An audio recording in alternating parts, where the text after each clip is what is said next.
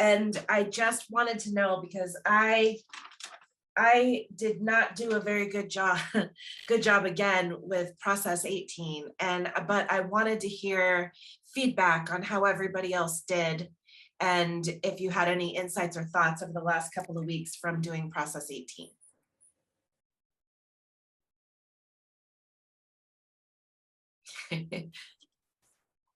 I reread something earlier today that wasn't back there, but where is this? Oh gosh, it's the chapter we're going to read today, 13. You have the option of remembering something as it actually occurred or imagining it as you would prefer. Because there's a lot of things that have happened in my life. I would not, the feeling place is not a great place. Mm-hmm. But I would know how I would want it to feel if it went the way I would have preferred. I don't know, that's what I thought of right away. It's interesting. The tapping that I think maybe Sonia, this is the one you were talking about too, that you heard. What I loved, and actually what inspired me for writing our tapping for tonight, was they did talk about voicing our emotions, right?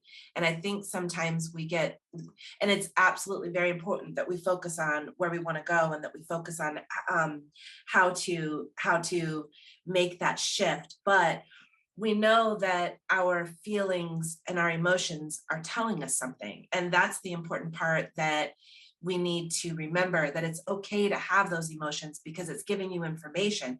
Maybe it's just enough information to tell you, this is the contrast that tells me I'm not in alignment with where I want to be, but that's also good information. And I know for myself personally, especially the last few weeks, I've been very judgmental of my emotions, and I get very upset with myself when I'm not in alignment, versus just allowing it to be the information that says it's okay that I'm here. Now this tells me that there's some shifting that needs to happen, and that's okay. And so I really liked that they were acknowledging that in the tapping meditation. I don't know, Sonia, if you have anything more to add to that.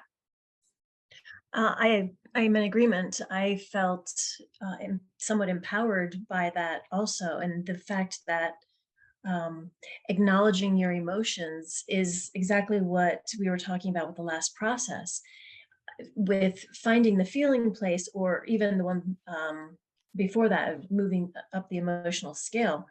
You can't really do that until you know where you are. And if you're going to keep denying your emotions, you're not going to have as easy a time moving up that scale, because you're going to be pulling on thoughts that aren't really where you are. Yeah. And so if you just keep saying, I'm in this very near to the top of the emotional guidance scale space, so I don't have to do any of those other processes, but in fact you are lower down on that scale, you're just in denial. Well, now you're doing yourself a disservice, because you're not going to do the appropriate process for the place that you actually are. Yeah. So and what's that? Sorry, I didn't mean to interrupt. Go ahead.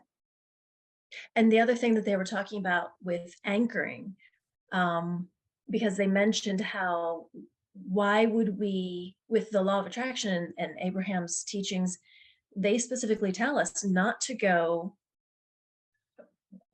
poking the bear, right? No, don't bring up the stuff that you want to get away from. Focus on the stuff that you want to go toward. But why would we then tap into these emotions? Why would we bring it up and start talking about it? Just because I feel this way, I'm still okay.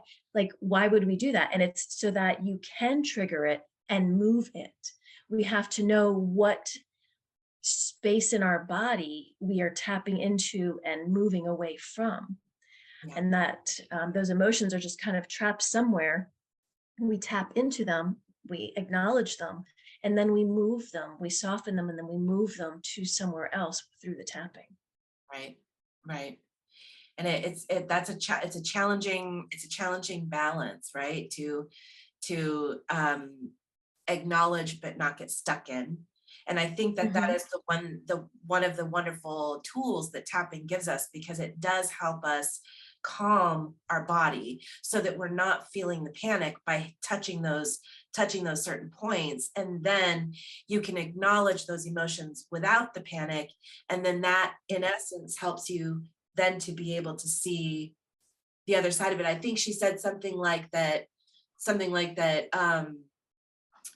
that then, or they were saying something about then maybe thoughts that you were not having will more easily come because you have calmed that body down, and then you were automatically moving into that better feeling space, even though you've Right. acknowledged the emotion that you're speaking on. Mhm. Yeah, in Abraham parlance, what we're doing by tapping is increasing our vibration by decreasing the resistance that we're holding in our bodies. Right. And so that is one of the main reasons why we're trying to do this tapping. Maybe it's to relieve some physical pain, maybe it's to acknowledge a memory or an emotion, but the overarching theme is raising the vibration. Yeah. Okay. Does anybody else have any other thoughts on process 18, or any other thoughts on this before we move into our tapping session for the evening? Okay, with that, I'm going to go ahead and put the tapping points up as I always do so that you can follow that along. If you would like to go ahead and put yourselves on, looks like everybody's on mute. And then if you feel comfortable to repeat after me in the tapping part of the meditation, you're more than welcome to do so.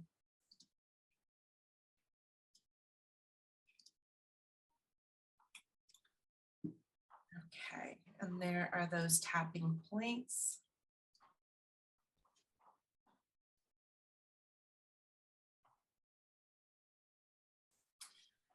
Okay, and we are going to start by tapping the side of the hand. It is okay to give my emotions a voice, to acknowledge what I'm feeling, instead of just trying to make it go away. I understand my emotions give me valuable information. I don't have to judge them or question them. I can acknowledge how I feel and choose where to go from there. I am grateful for the guidance they give me. Eyebrow. Sometimes I feel my emotions and judge them. Side of the eye. If I'm doing my good work, then why do I feel this way? Under the eye. I get to feeling down, and then I get upset that I'm feeling down.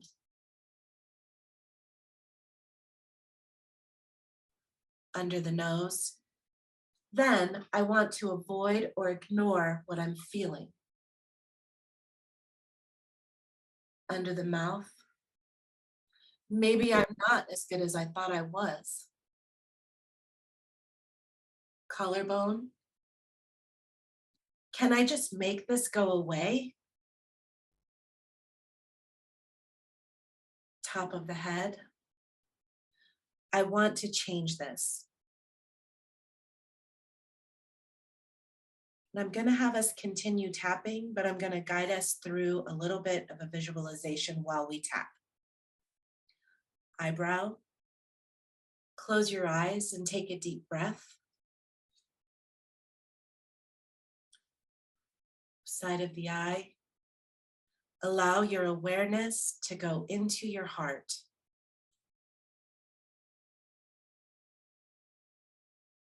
Under the eye. What thoughts come to your awareness there? Under the nose. Allow yourself to take a moment to feel the emotions of that thought.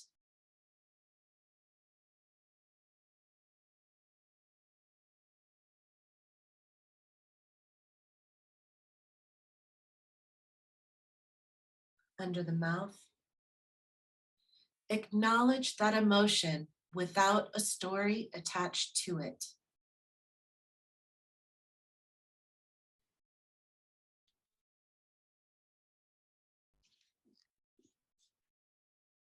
Collarbone, give thanks for what it tells you.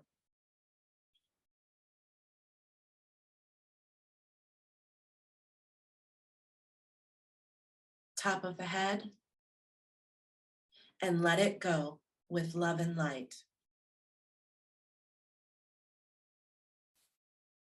Repeat after me.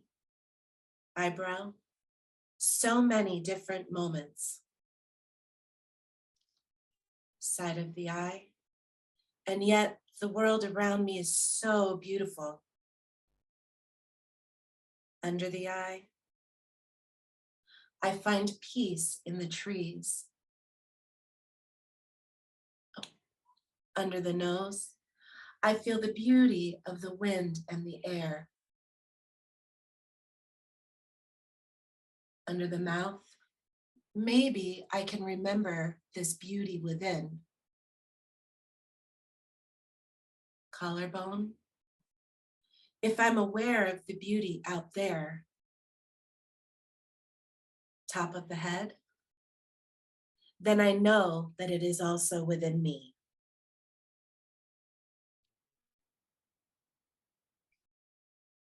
Continue tapping as we repeat the visualization from before.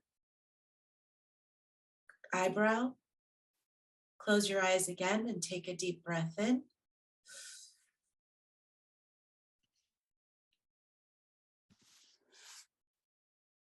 Side of the eye, allow your awareness to come into your heart.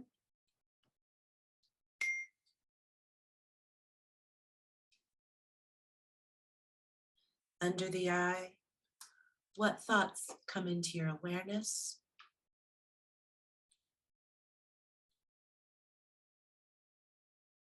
Under the nose, allow yourself to feel the emotions of that thought.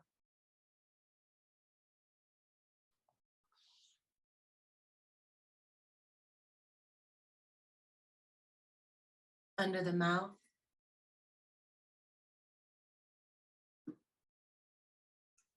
do not make a story to the thought, just feel the emotion. Collarbone, give thanks for what it tells you.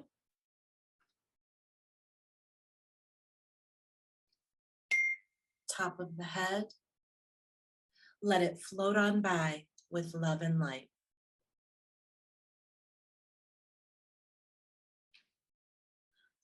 Eyebrow, I can feel the beauty of the world within me. Side of the eye, I can see the light within my heart shining. Under the eye, I am able to choose a new vibration. Under the nose, it only takes a moment to acknowledge my emotions. Under the mouth, and a moment to choose where I want to go from there.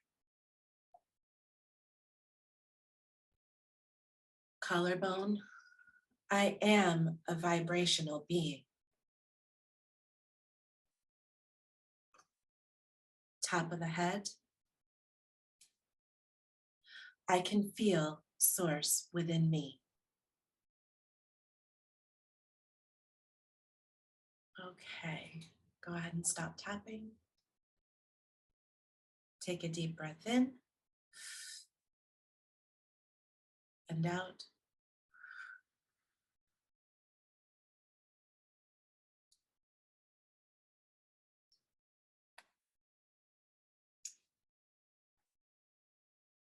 All right.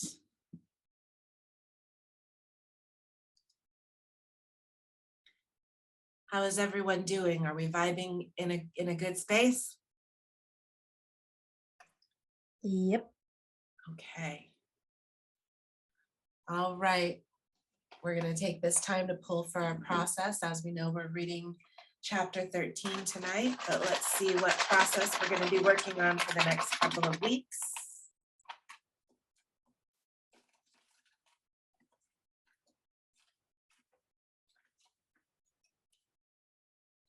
And it looks like we are going to be doing process 14. 30. Okay, thank you. Clearing clutter for clarity. All right. You know, it's funny. I feel like that for me, the clutter that I'm going to be clearing is probably going to be more in here over the next couple of weeks. Although going through and doing some outer clearing is also good for that inner. So, okay. How's everybody feeling? Do we have anything we want to talk about before we move into the chapter?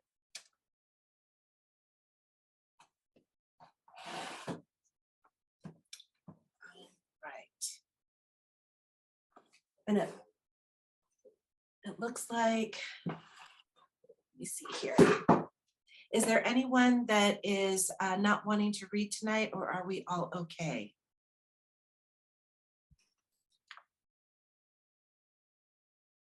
All right, well, I guess we will go ahead and get started.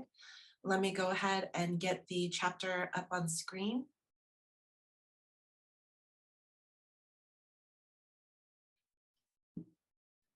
All right, thoughts about this chapter? Yes. So one of the things that I find really interesting about this work is how we have a tendency to believe that if something feels bad, it is bad. And therefore, when we look at something that we already believe is bad, we make ourselves, we talk ourselves into feeling bad, where all we have to do is look at that situation and find the silver lining. There is one, because that's what Source is looking at. And if we can find that that silver lining, or that positive thing within the situation to look at, we're doing exactly what we're meant to do. Yeah. And it's so interesting because I've been finding myself kind of dealing with not being in alignment more often than I would like to be right now. And it's just so silly because I'll be all in that disgruntled place. But if I take just even 2 seconds to do just a little bit of work, one of the processes, or even a little bit of reading or listening to one of the segments, like it can shift so quickly. And then before I know it, I'm like, oh, why was I allowing myself to stay so heavy? And the thing is that the longer we do that, then the more of that vibration we're bringing towards us. So it's so important to just not judge the emotion and acknowledge it for what it is, and then shift it.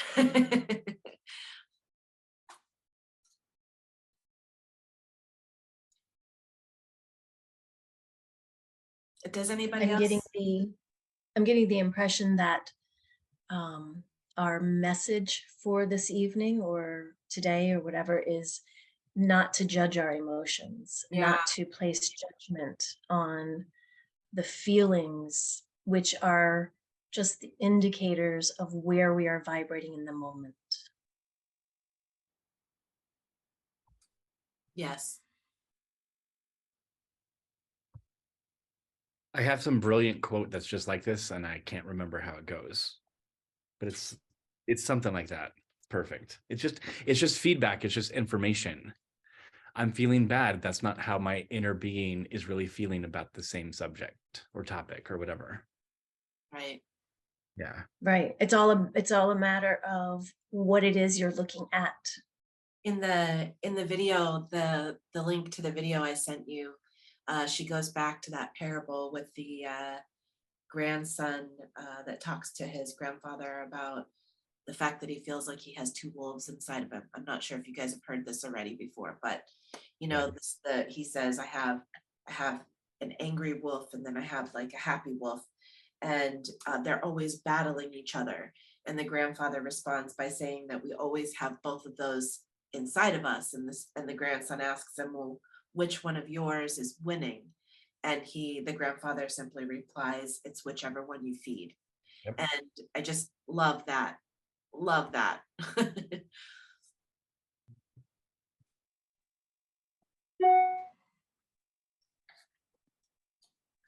And any other thoughts before we move on to our process for the evening?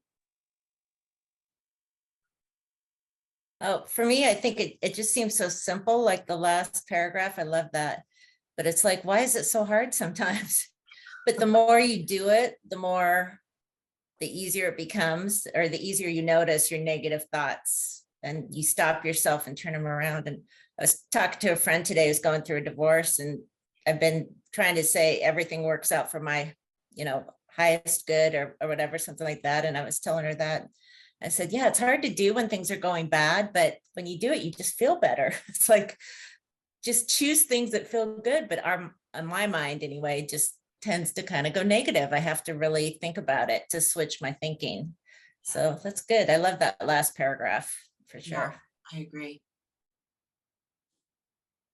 Yeah, thank you for bringing that up, because I mostly for years have just been paying attention to the way I feel, and I'm not super conscious of the thoughts I'm choosing. And I went back to page 67 when it says your emotions do not create, because I often think that's the most important thing to me, is to pay attention to that, because I don't know, my thoughts are all over the place. So I'm mostly paying the way I feel first instead of the other way around, I guess. Yeah. Emotions do not create. That was brilliant, because Doubt at me, yes. Emotions do not create. It's the thought that's creating. The emotion is a response to a thought. Yeah. My goodness. Okay. Ultimately, getting in tune with the feeling can be the most important, but I just walked myself into a loop with that, though. I'm thinking about how time goes both directions equally, even though that makes no sense to us, the way we perceive it. It is though. It's dimensional. It's not linear. Yeah.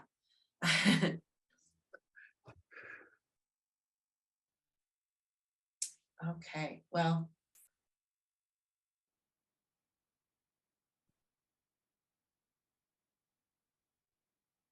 It's interesting because there are times in the book where it does talk about not worrying about the thought as much as getting in tune with the emotion that you're feeling, because that's really what you're wanting to shift. But yet at the same time, the emotions don't just come out of nowhere. Well, so if we look at it this way, the emotion is telling us where we're vibrating from right now. And the vibration is set according to the thoughts we think that maintain the vibration. So if you want to feel something different than you're feeling right now, you have to pull up words that will trigger thoughts that will eventually trigger the emotions once you get to that feeling place. But you have to allow the thoughts to draw that emotion from you. So you've got to beat the drum of that vibration long enough for the thoughts to start being attracted to the vibration you're now beating. Yeah, that makes sense.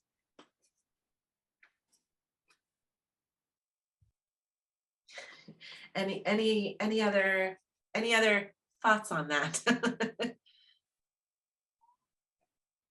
One of the tools that I've found historically really helpful for me has been the use of the focus wheel. And that's been very powerful for me. Yeah, Focus wheel is definitely one of my favorites too. I don't know if I've shared it in a while. Sonia, do you have it quick available to share the focus wheel that you, Like a diagram or yeah. I think, let me see. I have a couple of different ones that Sonia shared with me. I wonder if I can, The one that's already filled in or the blank one? maybe both, you know what I mean? An example and then the blank one. I have both of them. Okay. Let's see if I can.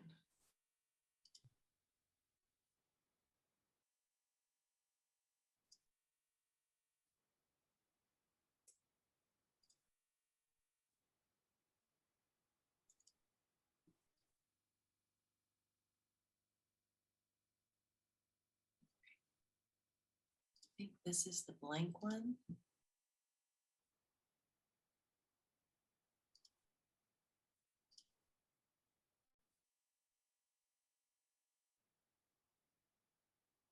And then I think the one that is filled in is the manifester one, right?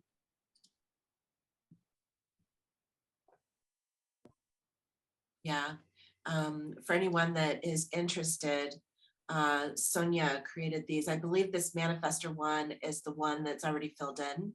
And then the focus wheel PDF is the one that is blank that you can use to fill in.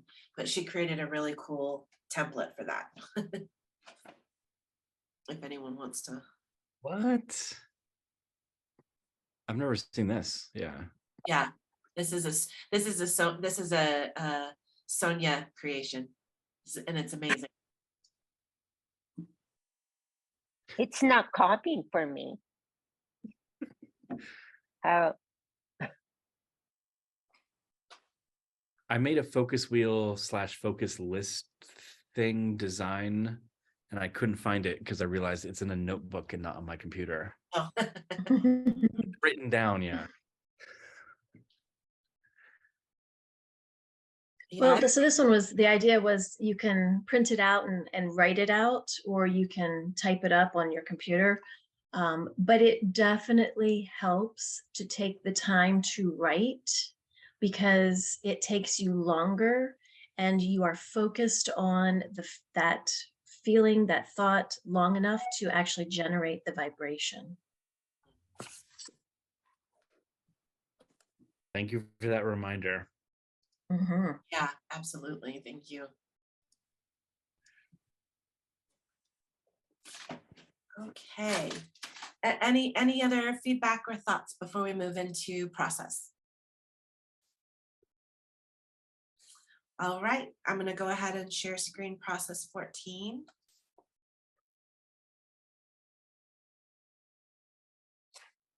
I actually did this process back in October or early November in Okay. one of the rooms in my home, and I got the actual banker's boxes from Office Depot or Office Max or whatever. And for me, I'm a single guy and I'm very not organized, and it really helped me a lot. It was exciting just to do it. And I didn't do cards. I did like a Google spreadsheet. Yeah. Everything was. And honestly, I've used the spreadsheet maybe 4 or 5 times to find something. And I think I filled up 10 boxes. So most of that stuff I haven't needed, but I know where everything is. When in that room, I didn't know where anything was. Nothing. I think I think this Okay, let us process, see it. Let us bring your Yeah. computer to it. No, just kidding. Let's just see the boxes.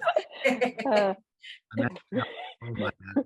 we would all be really busy if we did that, right? I mean, like Just if next week or we have to show it, Yeah. probably Yeah. nobody be Show here. and tell. That is so I funny. love the idea though, because it's so hard to throw things away because you always think I might need it. Do you guys go through that? I might need it.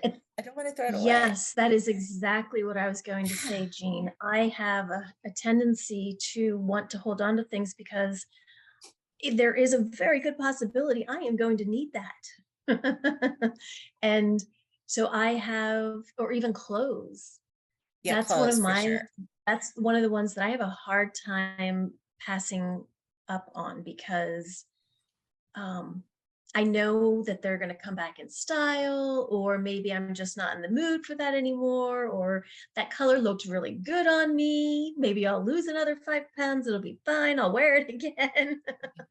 And so clothes I don't want to let go of because well, it's not just clothes, it's a lot of things.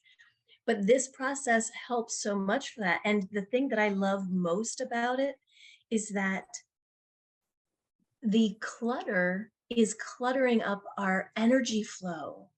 And when we get rid of the clutter, we are moving our energy. It's not just about having an aesthetically pleasing space.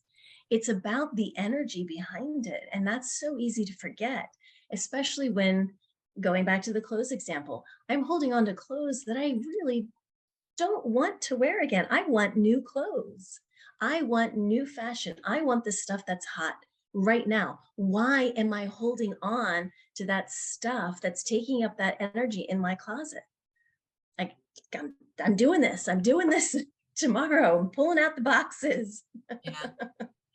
I've gotten pretty good about clearing in some ways, but I think that for myself right now, like I think I almost need to do like the placemat process version of this in my desk space. Like I think that's my desk space and organizing my tasks that would probably be the most cluttered of my space right now. Do you know what I mean?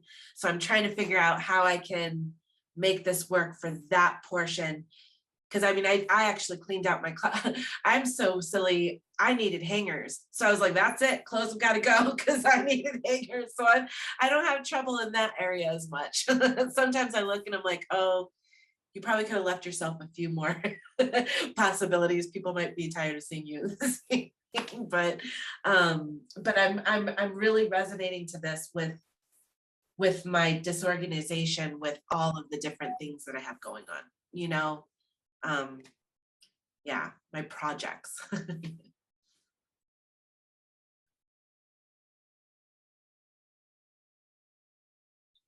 How about anybody else? Does anybody else have any thoughts on this process?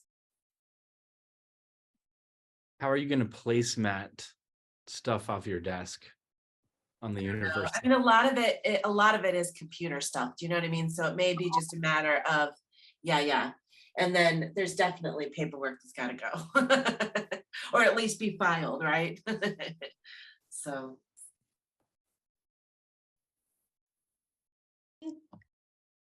I think another really smart thing that they pointed out here when you go back to when to use this process is when you feel there is not enough time to do all that you need to do. Yeah. That one is not one that I would consider when I think of the word clutter, but it is because, again, it's cluttering our energy. And when we have clear energy, we find the time to do everything we want to do because we are then in alignment. Yeah. And this clutter is part of the misalignment that we don't just say, you know what, I would feel so much better if I clean this up.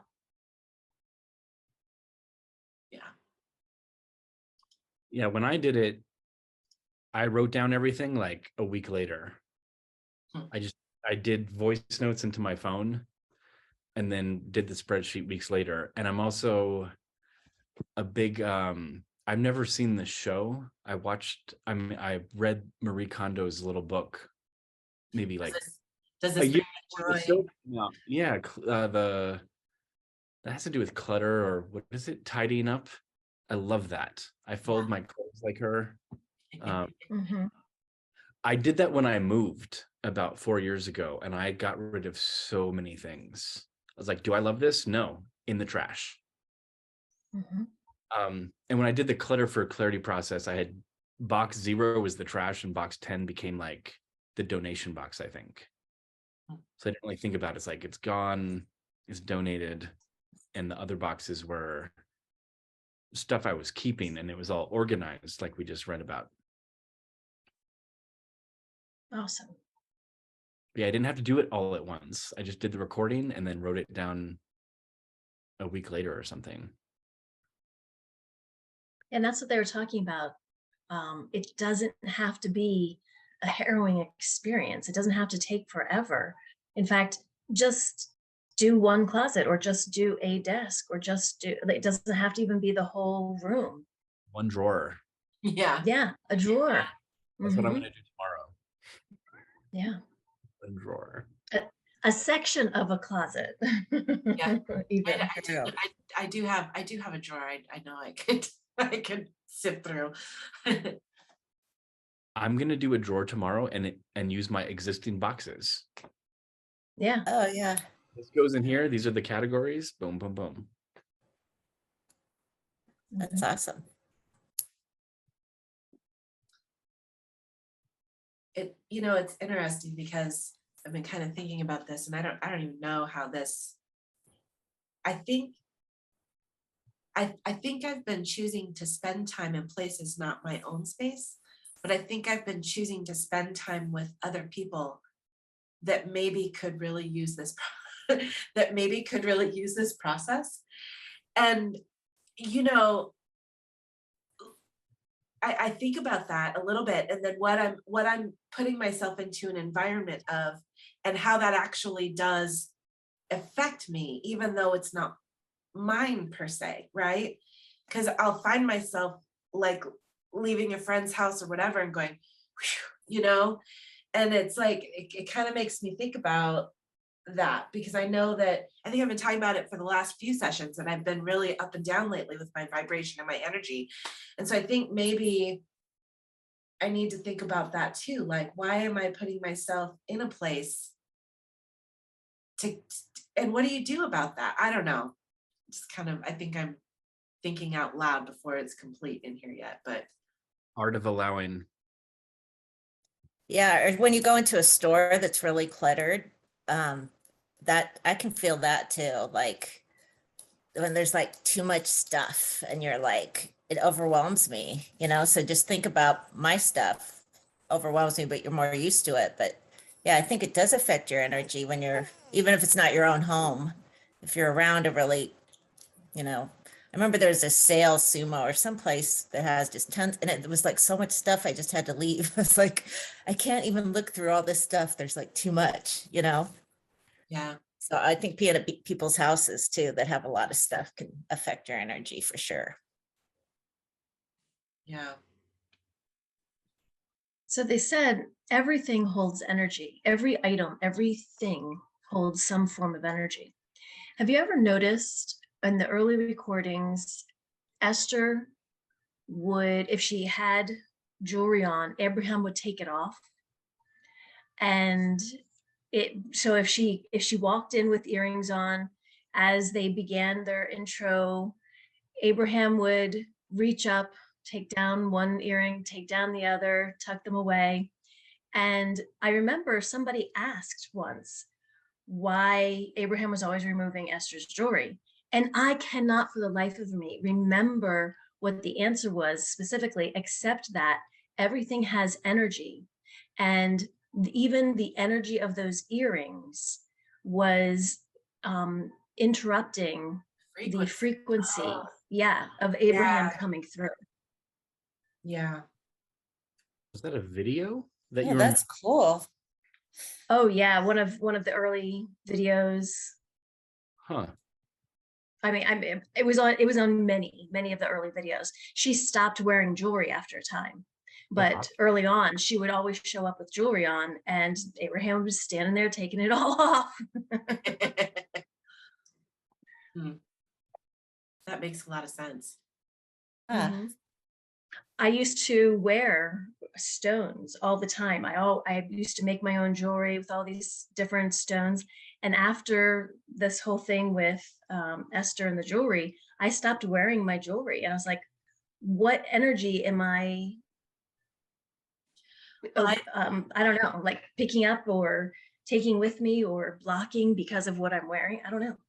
I do believe in, you know, everything does have energy, and crystals and things like that carry their own energy, and it can be a good vibration, but there probably needs to be an intention set with that stone or crystal. And there's also, you can take them and put them out in the sun or put them out during full moon for clearing as well, to clear those Mhm. energies. And that's why they say too, like different crystals and different stones, some of them, if it's personalized to somebody, you don't want to pick it up because then there's, however many people have been touching that, there's all of that that could be gathered within those things. So yeah, that makes a lot of sense. Andy's going to go look for old videos. Yeah. I'm looking at 1993 in Albuquerque, and I mean, she has really poofy hair. I can't see any jewelry at all. Mhm. At all. Yeah, I don't know. I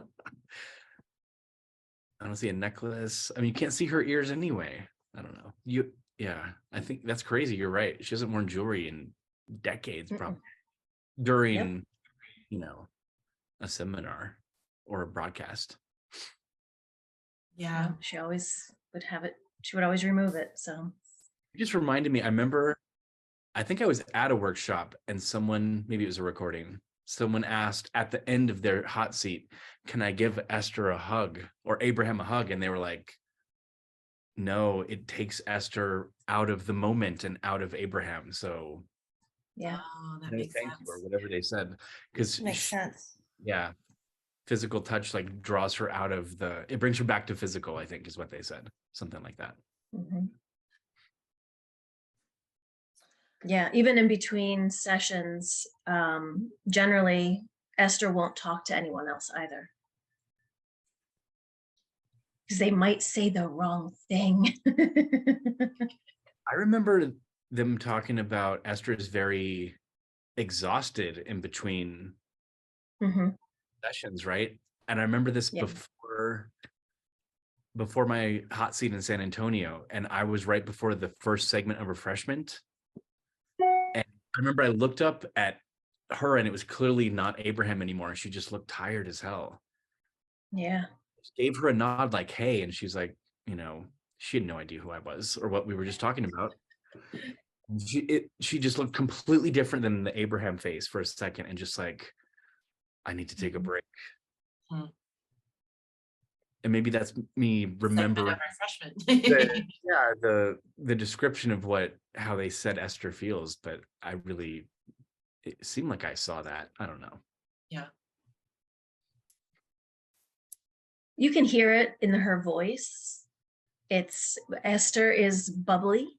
Oh yeah. And Abraham is much more staid. And you can see it in her eyes. I think Esther's eyes kind of sparkle. It looks like she's up to something, where when Abraham comes in, it's just much more staid. There's and you know what's something else that I recognized recently? How Jerry for years would spend so much effort trying to make Abraham laugh. He wanted to make them laugh so badly. It was just Never do it. Well, and the reason that it doesn't happen, I was thinking about this. So from the non-physical, there isn't a great difference between their highest and their lowest. And so when something is recognized as humorous, they're already in this really amazing space of vibration that's really close to, you know, that humor already. They're already there. So for them, they get the joke, they got it before you said it out loud. And sure, it's amusing, but it's not going to tickle so much that Esther has to then laugh, you know? So Jerry was never going to win that one. That's never a big enough difference. I never heard it that way. That's very interesting. Mhm.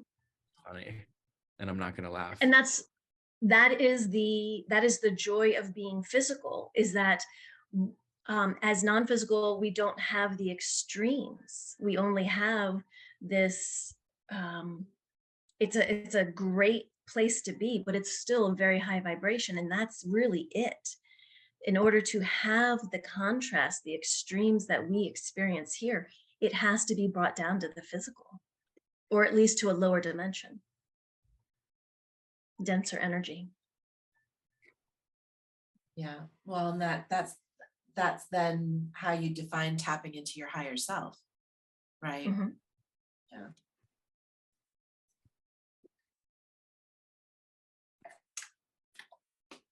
All Never- right. Yeah.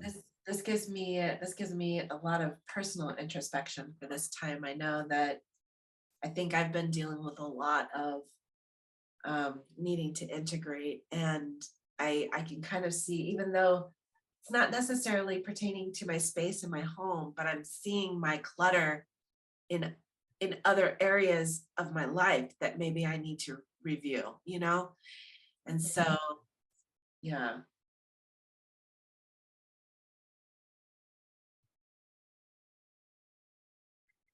My friend used to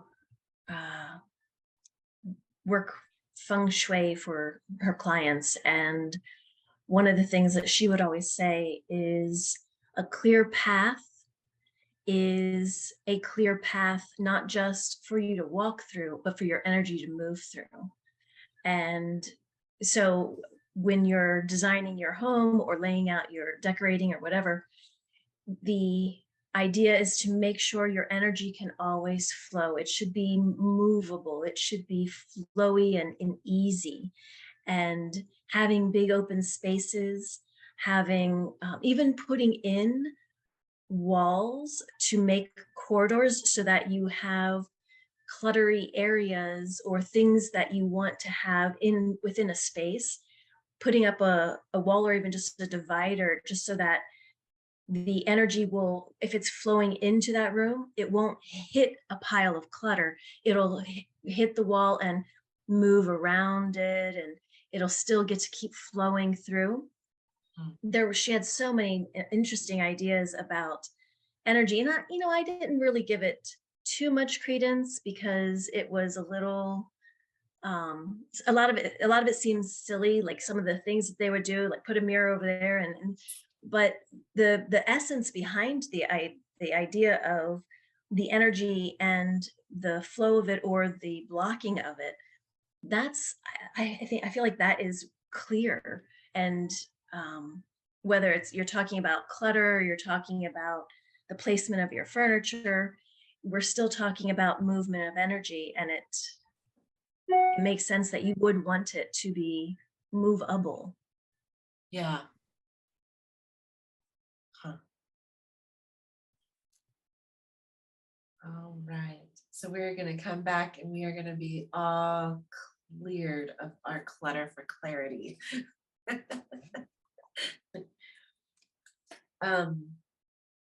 All right. Well, I think this has been a fabulous session. Thank you so much, everybody.